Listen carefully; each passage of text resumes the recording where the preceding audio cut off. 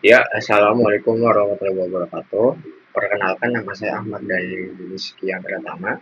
NIM saya 05251743 UPBJJ UT Jakarta. Pada kesempatan ini saya akan mempresentasikan hasil pengerjaan tugas program Java Restoran, yaitu sebuah aplikasi sederhana berbasis bahasa pemrograman Java yang dirancang untuk mensimulasikan sistem pemesanan makanan dan minuman di sebuah restoran. Program ini mencakup fitur pemesanan untuk pelanggan, perhitungan total, pembayaran lengkap dengan pajak dan diskon, serta manajemen menu untuk pemilik restoran. Presentasi ini akan saya sampaikan dengan urutan pembahasan mulai dari konsep dasar, kebutuhan program, fitur kelas, penjelasan fitur pelanggan, fitur pemilik, logika, logika perhitungan biaya, hingga hasil akhir berupa fitur pembayaran. Baik, sebelum itu saya akan ke soal dulu ya. Soal dulu. Ya, di sini ada untuk soal pertama ada input menu restoran.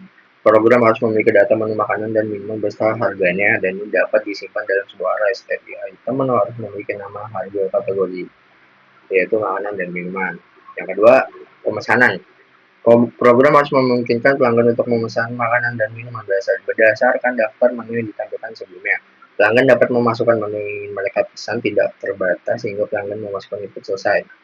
Oke, dan seterusnya. Yang ketiga, menghitung total biaya. Program harus dapat menghitung total biaya berdasarkan item menu yang dipilih dan jumlahnya. Total biaya keseluruhan pesan ditambah dengan biaya pajak 10% dan total biaya keseluruhan dan biaya pelayanan sebesar 20.000. Yang keempat, mencetak surat pesanan. Program harus dapat mencetak surat pesanan yang mencantumkan item menu yang dipesan jumlahnya, harga per item, total harga per item, total biaya pemesanan, informasi pajak dan biaya pajak, dan seterusnya. Yang kelima, manajemen menu aplikasi. Program dapat memungkinkan terdapat dua menu utama, yaitu menu untuk pelanggan pemesan dan menu untuk pengelola menu untuk pemilik restoran agar dapat menambahkan menu baru, mengubah harga dan menghapus menu restoran, dan seterusnya. Oke, baik. Setelah itu saya akan ke sini dulu ya. Oke, sebelum itu saya ingin membuka menunya dulu. Ini hasil dari praktik yang sudah saya kerjakan tadi ya. Oke, baik.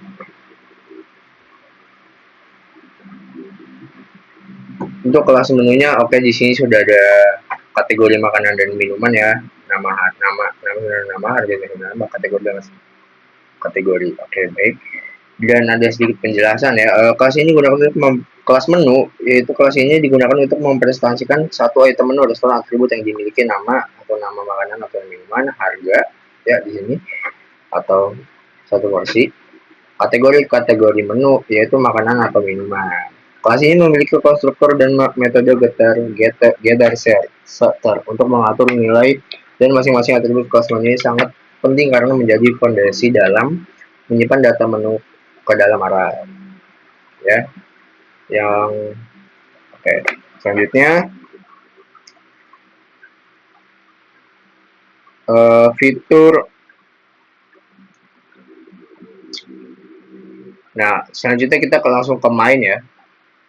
Untuk kelas main, oke, ini saya sudah buat ya tadi. Ya, di sini ada menu pelanggan dan menampilkan menu ya di sini. Mencari menu, cetak struk juga sudah. Dan menu manajemen ya, bisa kita lihat di sini. Entah itu mau tambah menu, ubah harga menu atau hapus menu itu bisa ya. Dan tambah menu ya. Hapus menu, tampilkan semua menu. Oke, baik. Baik, saya akan jelaskan ya. Kelas ini berisi seluruh logika utama program termasuk array menu restoran, array pesanan pelanggan, menu manajemen pemilik restoran, metode untuk menampilkan menu, metode untuk menghitung total biaya pesanan, metode mencetak, struktur pesanan. Struktur metode ini dibuat modular agar program lebih mudah dipahami, mudah diuji dan dapat dikembangkan. Nah, fitur menu pelanggan ya tadi kita bisa lihat. Ya, tadi sini menu utama ya. Ya, bisa kita lihat di sini menu pelanggan. Fitur ini merupakan bagian utama dari aplikasi di mana pelanggan dapat melihat menu dan melakukan pemesanan. Menampilkan daftar menu berdasarkan kategori. Program yang menampilkan menu disimpan pada area dipisahkan menjadi dua bagian, yaitu daftar makanan dan daftar minuman. Ya, di sini ada, kita lihat ya, makanan dan minuman. Perulangan digunakan untuk menelusuri seluruh isi area, kemudian menampilkan item yang sesuai kategorinya. Proses pemesanan, ya. Pelanggan dapat masukkan nama menu yang dipesan program memiliki fitur validasi input. Jika pelanggan memasukkan nama menu yang tidak tersedia, sistem akan meminta input ulang. Input pesanan berulang, pelanggan bisa memesan beberapa item hingga mengetik selesai. Dan input jumlah setelah memilih menu, pelanggan menentukan jumlah pesanan. Semua pesanan disimpan ke dalam area pesanan agar dapat diolah selanjutnya. Perhitungan total harga pesanan, ya. Menjumlahkan semua pesanan dengan perulangan. Logika memperhitung dibuat dengan pemanggilan metode khusus agar lebih rapi dan efisien. Oke, di sini kita cetak struk ya.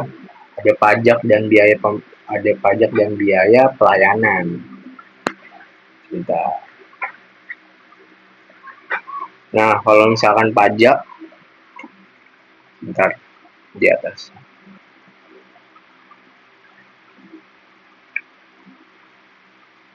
Nah, kalau misalkan pajak yang menjumlahkan semua logika perhitungan dibuat dengan pemanggilan metode khusus agar lebih rapi. Pajak dan biaya pelayanan setelah total harga dihitung, sistem akan menambahkan pajak 10%. Nah, di sini ya. Pajak 10% dari total sebelum pajak, biaya pelayanan tetap 20.000 ya. Kurang lebih. Dengan demikian total biaya menjadi lebih realistis seperti sistem kasir restoran pada umumnya. Promo dan diskon, ya bisa kita lihat di sini promo dan diskon ya.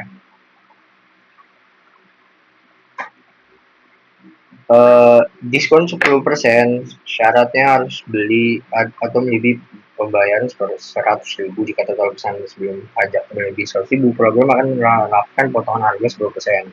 Kedua, promo beli satu gratis satu untuk kategori minuman. Syaratnya total yaitu belanja lebih dari 50.000. Jika total pesan pelanggan melebihi 50.000, maka pelanggan mendapatkan bonus minuman sebanyak jumlah minuman terbanyak yang dipesan dalam kategori tersebut. Promo ini dihitung menggunakan logika mengecek item saja yang termasuk logika, menentukan jumlah minuman, menerapkan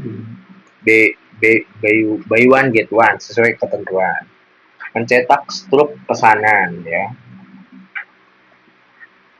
di sini ya.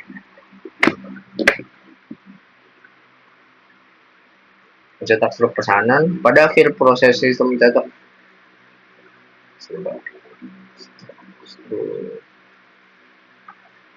nah di sini pada akhir proses sistem mencetak struk lengkap berisi nama item, jumlah yang dipesan, harga per item, total harga per item, total keseluruhan pajak dan biaya pelayanan, informasi diskon, informasi promo,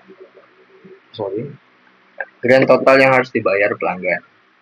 Struktur ditampilkan dengan format yang rapi agar mudah dibaca. Manajemen menu. Kita masuk ke manajemen menu ya. Nah, selain menu pelanggan, program juga menyediakan menu khusus untuk pemilik restoran. Fitur ini mensimulasikan bagaimana pemilik dapat mengolah data menu. Ya, pertama, menambahkan menu baru. Pemilik dapat menambahkan item baru dengan menginput nama menu, harga, kategori, item baru disimpan ke area dengan cara membesar kapasitas area lalu menambahkan indeks terakhir. B. Mengubah harga menu. Nah, ubah harga di sini ya. Untuk mengubah harga, sistem menampilkan daftar menu. Pemilik memiliki menu yang harganya akan diganti. Sistem menampilkan informasi. Jika memilih ya, maka harga akan diubah. Jika memilih tidak, maka proses dibatalkan. Validasi itu juga diterapkan agar nomor yang dimasukkan benar. Ya, di sini ada menghapus menu ya. Proses penghapusan menu. Daftar menu tampil terlebih dahulu. Pemilik memilih nomor menu untuk dihapus. Muncul konfirmasi yakin ingin menghapus. Jika iya, sistem menghapus item, area dibuat tanpa item tersebut. Jika tidak, proses dibatalkan. Oke. Dan di sini ya logika. Nah, logika program yang digunakan, programnya menggunakan beberapa. Oke, mungkin segitu saja ya yang bisa saya sampaikan. Mungkin kita bisa lihat di running-nya.